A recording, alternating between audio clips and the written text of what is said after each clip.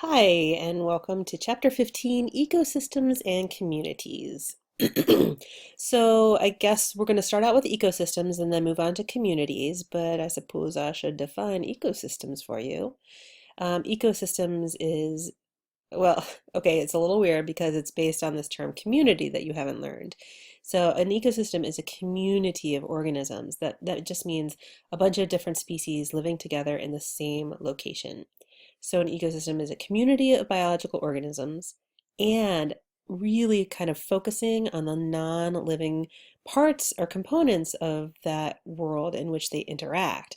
So the physical, or being schmancy here, we could call it the abiotic environment or non-living part of the environment. So we can talk about chemicals and any physical conditions like amount of rain and the water and the temperature, rainfall, things along those lines. We really just refer to those physical conditions as the habitat.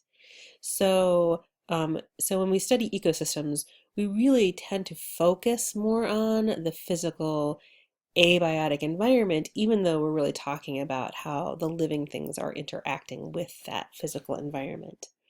And one of the major ways that we think about ecosystems is in terms of biomes. And a biome is just a large area that encounters the very, very similar environmental conditions, physical and chemical conditions. So there's a couple different ways we can think about biomes. Starting out with the terrestrial biomes, those are the land-based biomes. And you can see like all of the different biomes kind of striping across the globe here. And the land-based biomes are really based on two main considerations. That is the temperature and the precipitation, or amount of rain or snow and so forth. So when we think about temperature and precipitation, the first thing that we're going to be thinking about in the land biomes is, is how temperature and precipitation affects plant life. And so we can't just think about just temperature on any given day. We think about temperature throughout the day. We also think about temperature on a seasonal basis across an entire year, that kind of thing. And we think about precipitation in the same way, like how often does it rain? Does it rain relatively constantly throughout the year, or does it vary seasonally? And those are the kinds of things that are going to affect our biomes. So we've got our temperature and our precipitation. And I've already talked about plant-based life, but that's a little inaccurate because we're not just talking about plants here. We're talking about anything that is capable of photosynthesis. And so we have this category of organisms that are capable of photosynthesis, and they're called primary producers. And what they do through photosynthesis is called primary productivity. Basically, primary productivity is how much carbon dioxide and water is going to be combined into making sugar across a day or across a year. So we've got our primary producers that are capable of photosynthesis, and we've got you got your plants, but there's also bacteria and algae that are these are bacteria, these are algae that are capable of primary productivity or photosynthesis as well. So when I, in this chapter, when I talk about plants, I'm actually really using that term very, very broadly, and I'm talking about anything that is capable of photosynthesis. So kind of keep that in mind as we go through. And yes, since we are talking about photosynthesis, you do need to learn the chemical equation for photosynthesis. It's not that challenging, so I'll step you through it. The first thing that you need is carbon dioxide, which is right here, CO2, that's carbon dioxide. I don't know if you know anything about chemistry, but any chemical equation is going to have a balanced, so whatever is total on this side is going to add up to the total on this side. I'll step you through that a little bit. Basically, you just need to memorize this equation, but for those of you who are interested, I'm going to give you a little bit of detail. So you've got these 6 carbon dioxide molecules, and you're going to combine them with 6 water molecules, that's H2O. And you need some energy to do this. Needs a lot of energy input. In the case of photosynthesis, your energy input is coming from sunshine. So sunshine is the energy that's going to allow you to combine carbon dioxide and water. And from that, you are going to make this sugar right here. This is glucose. and you're going to have some leftovers here. This is your waste product, and that's oxygen, which is important to know. Oxygen is a waste product of photosynthesis. So just for those of you who are a little bit more interested, if I count up how many carbons I have in CO2, there's one, but I have 6 carbon dioxide, so there's 6 carbons on this side. And if you look over here at this sugar, all of those carbons go into that sugar molecule, that glucose, C6. There's 6 carbons in glucose. Um, if you look at how many hydrogens there are in water, there's 2 hydrogens in every single water molecule, but I've got 6 water molecules, so that equals 12 total hydrogens, and all of those hydrogens go into the sugar molecule. If I look at oxygen, I've got 12 oxygens here, and I've got 6 oxygens here, and I've got 6 oxygens here, and I've got 6 times 2 or 12 oxygens that are in the waste product. So a nice balanced equation for photosynthesis. The reason we talk about this is because we are going to be talking about the carbon cycle a little bit later, and so it's important for you to know about. We'll also be talking a lot about energy in a little while. So that's what primary producers do. They do photosynthesis. And then, of course, we will be talking about food chains eventually and food webs and so forth. And so what happens is that anything that eats a primary producer is going to take that energy in the form of glucose or sugar, which you see right here, and it can only do it if there's oxygen around. So it's going to take this glucose, add a little oxygen, and it's going to make energy in the form of ATP. I know we haven't talked about ATP for a while. We talked about it back in chapter 3, we talked about it in chapter 5 a little bit, but it's coming back to revisit us in chapter 15. So the main goal of this process called cellular respiration is to get energy in the form of ATP from food, and in this case, the food is in the form of glucose. So we've got oxygen and glucose, and that's giving us some waste products of carbon dioxide and water. If you're very, very clever, or maybe you've learned about this before, you might notice that the equation for photosynthesis and the equation for cellular respiration are opposites of each other. Let me just go back and show you that we've got our 6 carbon dioxides and 6 waters plus a little energy gives us sugar and oxygen. And cellular respiration is 6 oxygens and 6 sugars, gives us some waste products of carbon dioxide and water plus that energy that we really, really need to survive. All right, this is just a little background information for you so that we can continue our conversation about primary production and terrestrial biomes, and let's take a look at that.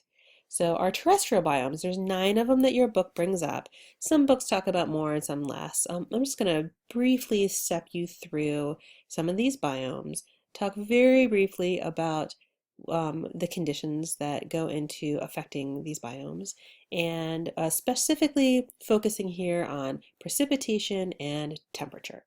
So a tropical forest, like a tropical rainforest, and this is color coded for you, so if we go up here in the red areas, you can see where the tropical rainforests are. They tend to be around the equator. We'll talk about why that is in a little while, but mostly what you get in a tropical rainforest is lots of rainfall and a hot temperature that turns out to not be super duper crazy hot like you might get in a desert. Deserts are color coded yellow, and you can see that there's a lot of deserts in the northern hemisphere, and you're going to find some in the southern hemisphere as well, just south of that equator. As you might know about deserts, they are very hot and they are very dry. We'll talk about why they're so hot and dry in a little while, but just kind of remember that we are focusing right for now on just precipitation and temperature. This is a savanna. You'll find the savannas in the pink areas of the map. So savannas around there, some little bit of savanna over here. And savannas are also quite hot. They're near the equator, but they get seasonal rain. So they have a wet season and a dry season, and that's a pretty big deal for savannas. There are also really a lot of fires that go on in savannas during the dry season, and that helps control the growth of primary producers. Our next is the temperate grassland. And you find temperate grasslands in orange. So we've got some in the northern and southern hemisphere, and they tend to be in this little stripe located around here. We even have a little bit of that in Australia. Temperate grasslands have seasons because they're far enough north away from the equator that you get seasons. And so winter and summers, there's a moderate amount of rainfall that happens in these temperate grasslands, not a lot of trees. Temperate deciduous forests, those are forests where trees lose their leaves, and you're going to find those in green on this map. So little temperate deciduous forest right here. We actually in Illinois live on the border between a temperate deciduous forest and a temperate grassland. But over in Europe, the kind of Western Europe that we think about, that was once just completely temperate deciduous forest, a little bit over here in Asia, and a little bit on the coast of Australia. Temperate deciduous forests also have seasons. They're a little bit more mild than the temperate grasslands when it comes to winter temperatures, but they have about the same amount of rainfall. The next is the chaparral. Most of you haven't heard of the chaparral. It's in purple in this map, and the main areas for chaparral are going to be around the Mediterranean Sea. You get a little bit in Australia as well, and you might find some chaparral in the mountains in the western United States. Chaparrals are hot and dry, but not as hot as a desert or a savanna. They're usually a little bit wetter as well. So you get low growing shrubs, not a lot of big tall trees because not enough moisture, but it is quite warm. Again, not as warm as a desert. The next is the coniferous forest. You might have heard the term boreal forest. That's in the darker blue stripe that swaths across Canada, Northern Europe, and Russia. And the coniferous forest is an evergreen forest. Very cold in winter, moderate to warm in the summer, lots and lots of precipitation, but usually in the form of snow. Our next one is the tundra, and you can see tundra on our map up here in the far northern Canada, far northern Europe, and Russia. And tundra does get quite a bit of moisture, but it has something called permafrost. And permafrost just means that the ground is permanently frozen. As global warming is happening, this permafrost in the tundra is actually becoming less and less abundant. The permafrost is shrinking, and so there's less area that's permanently frozen. And what that means is that trees can start to grow in the tundra. It also means we get a lot of release of methane, which contributes to global warming. It's this vicious cycle we'll talk about a little bit more when we get into chapter 16. Finally, there's the polar ice, and you can find polar ice in Antarctica and in Greenland and far, far northern Europe over there. And polar ice, you'd think, because there's a lot of ice, that means a lot of precipitation, but you would be quite wrong. There is not a lot of precipitation at the polar ice caps. There are basically very, very cold deserts. And so any water that happens to be in the air, any moisture that happens to be in the air will freeze, and that's how you get these polar ice caps. So desert-like conditions when it comes to precipitation. The aquatic biomes are interesting. Aquatic biomes are determined by not by temperature and precipitation. Aquatic biomes are determined more by salinity, that means how salty the water is, how the water moves, and how deep the water is. So our first one are lakes and ponds. And again, if you look at our map here, there's lots of lakes and ponds all over the place. It's hard to see them on a map, so this is kind of really focusing on the big lakes, like the Great Lakes up here, and some of the lakes in Canada that are easy to see from far away. In general, lakes and ponds tend to be not salty. They tend to not have water movement, and they tend to be shallow, generally speaking, shallow. Some of them can be kind of deep, like going down 300 feet, but that's a rarity. Most lakes and ponds are shallower. The next are rivers and streams, and you can see like there's the Mississippi River right there. You can kind of see the Missouri and so forth. Rivers and streams tend to be freshwater, have linear water movement, and to not be very deep. I know this throws off a lot of people because if you think about like the Mississippi River, a lot of people have the misconception that the Mississippi River is a really deep river. But on average, the Mississippi River is pretty shallow, um, around 10 feet or so, not much deeper than 10 feet on a good day. The next one is the open oceans. And of course, that's the darker purple, that's basically surrounding everything. And the open oceans have high salinity, that means they're saltwater. They have water movement, but that water movement is circular, and we'll talk about what that looks like in a little while. And their depth is very deep. These can go up to a mile deep, and so forth. Our next category are estuaries and wetlands. And estuaries and wetlands can be either saltwater or freshwater. It depends on where you're looking. But for example, here's the Chesapeake Bay, which is an estuary. And estuaries tend to be a mix of saltwater and freshwater. But wetlands in general can be anywhere, honestly. The water movement is stagnant or kind of tidal, meaning it'll move in a little bit during the day and then it'll move out a little bit during the day. And the depth is very shallow. Coral reefs is our last one, and we can see the coral reefs here along the coast of Central America, around the Caribbean islands and so forth, get a little bit around Florida. And coral reefs thrive in mainly shallower water. Photosynthesis is a pretty big deal for those coral reefs. So a little bit on the shallow side, got to have light penetrating in order for those coral reefs to be healthy. They are in salt water, and for coral reefs, we tend to say that the water movement is tidal. That means the water moves, it rises and lowers during the day. Okay, well, hopefully the aquatic biomes make a little bit of sense, and we do define them differently from the terrestrial biomes. So, what factors are influencing the biomes? And there's a couple of them that we're going to focus on here. Uh, we're going to really be thinking about how global air circulates.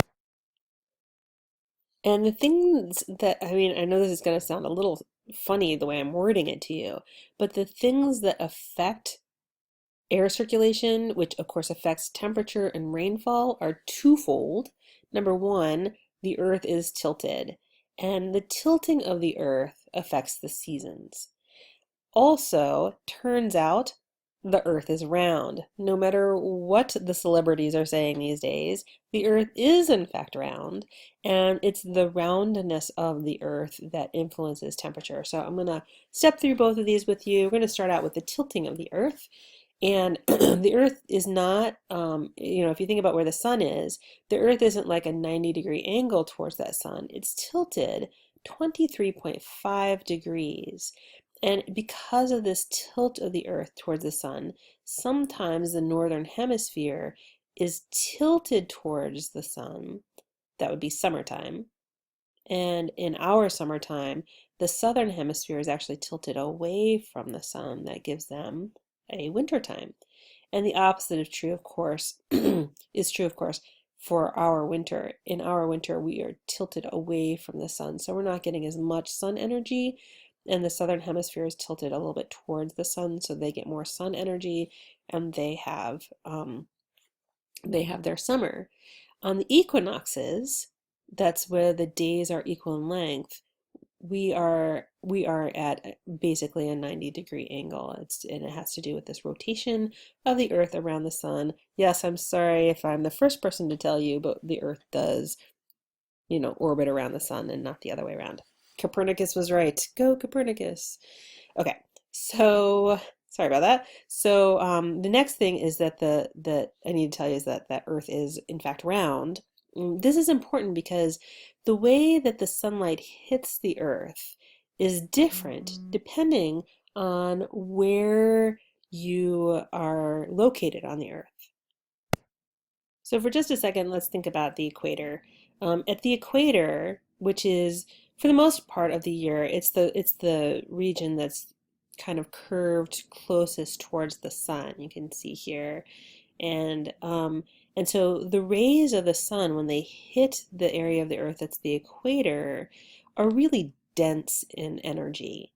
However, if you think about how that same amount of sunlight hits farther up around the curve of the earth, like the northern hemisphere, that same amount of energy that's hitting the equator is spread out farther on the earth's surface.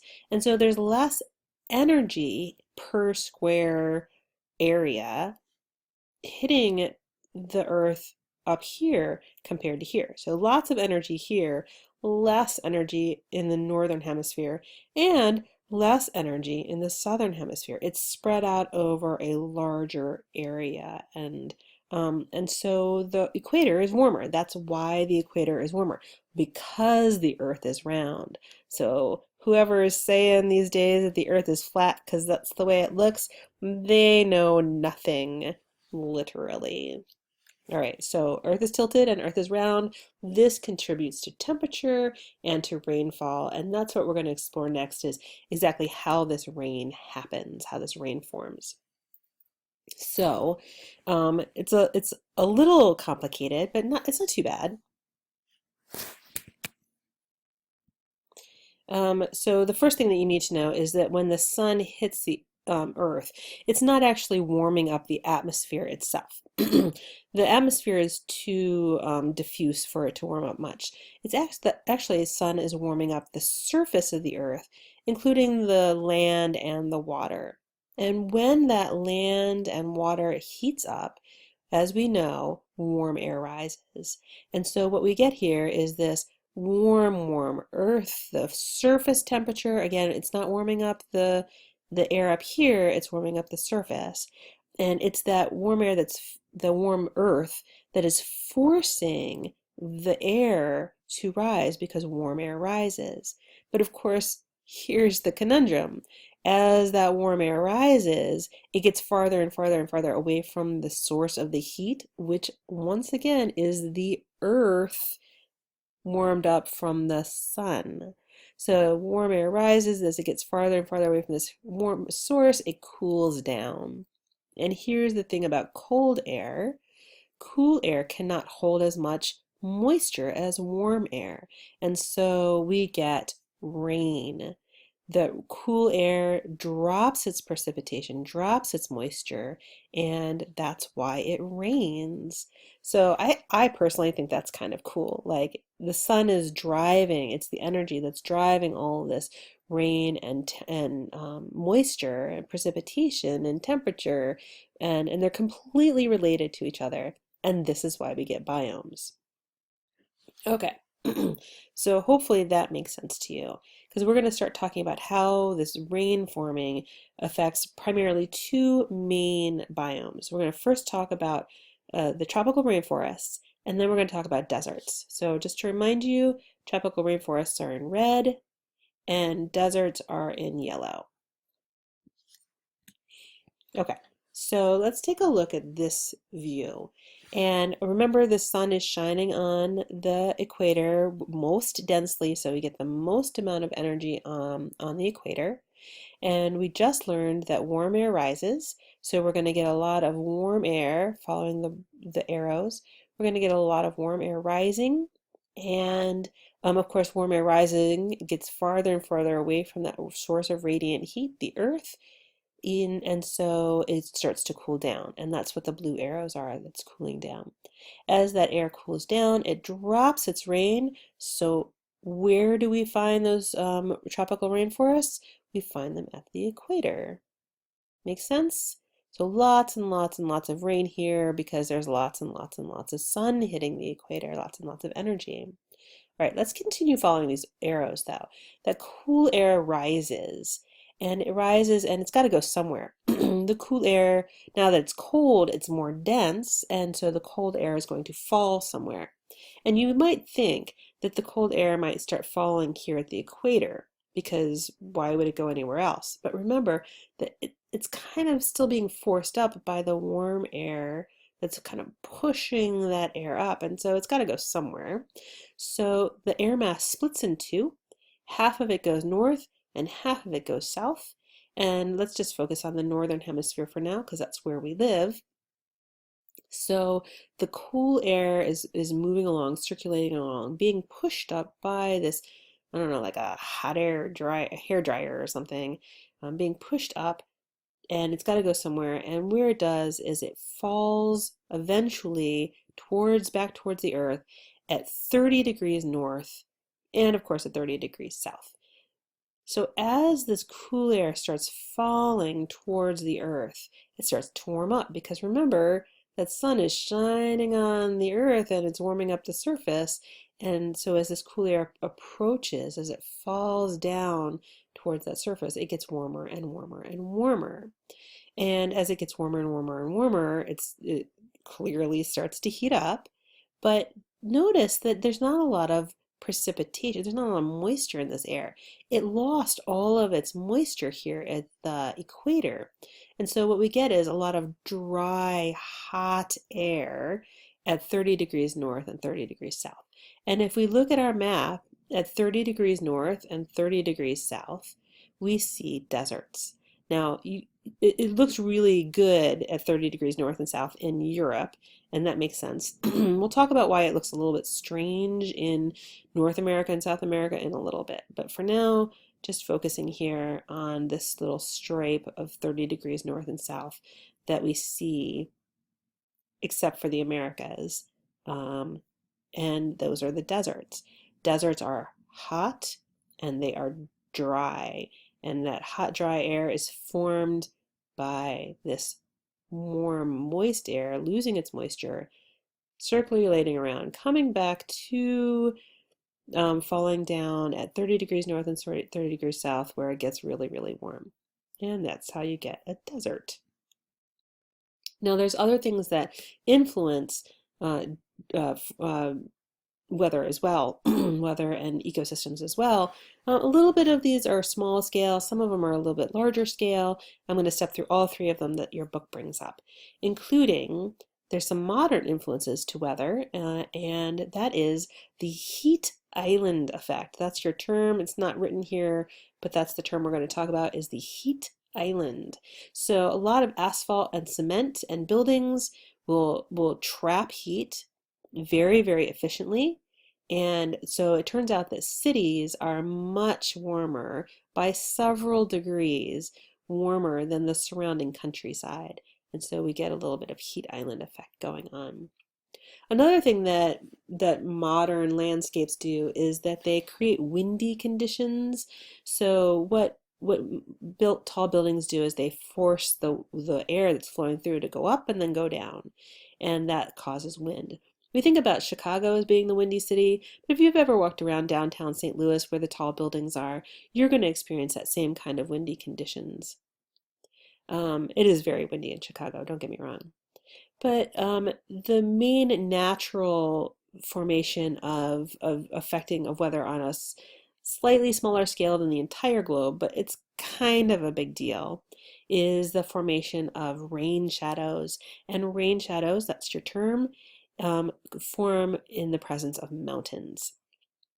So if we look at a set of mountains, like it might be easy for you to think about Seattle, that if you've ever heard of Seattle being a very rainy town, or Portland, you might know what I'm talking about. So those are on the western coast of the United States. And what happens is that warm, moist air coming off of the Pacific Ocean goes across the land and is forced upwards. This should sound very, very similar to what was happening over here at the equator. So that warm, moist air is forced upwards, and of course, when it's forced upwards, it gets farther and farther away from the main land mass, and it cools down, which means that it drops its moisture, cools down, goes over the top of the mountain, gets closer and closer and closer to that main land mass, but it lost all its moisture over here. And so we've got hot and we've got dry air on the far side of the mountain, and we have wet, moist air on this side of the mountain. So if you look over here on the west coast of North America, you'll see a little bit of very wet area over here. And you've got this very large and really goes far north desert that extends, it's just very extensive. And of course, you've got your mountains right here. And it's these mountains that are contributing to the extent of this desert. There's actually 5 deserts in North America. I'm not going to name them for you, but the one that goes really, really far north here is the Great Basin. And that is the one that's really affected by this rain shadow concept, although they all are affected by it. But we've got this issue here of the deserts. So you might also be wondering why that desert doesn't extend all the way across North America, like you see here, it extending across Northern Africa and the Middle East. And that in part is forced by the Gulf of Mexico that you see right here. And the Gulf of Mexico has some wet air coming in, a wet air mass coming in this way, which contributes to our grassland and our temperate deciduous forests. And we'll talk on our next slide about how water circulation affects temperature and precipitation as well. And I'm just going to go ahead and take the break now. It's been about 30 minutes. So we'll take a break and come back to thinking about how ocean currents affect weather.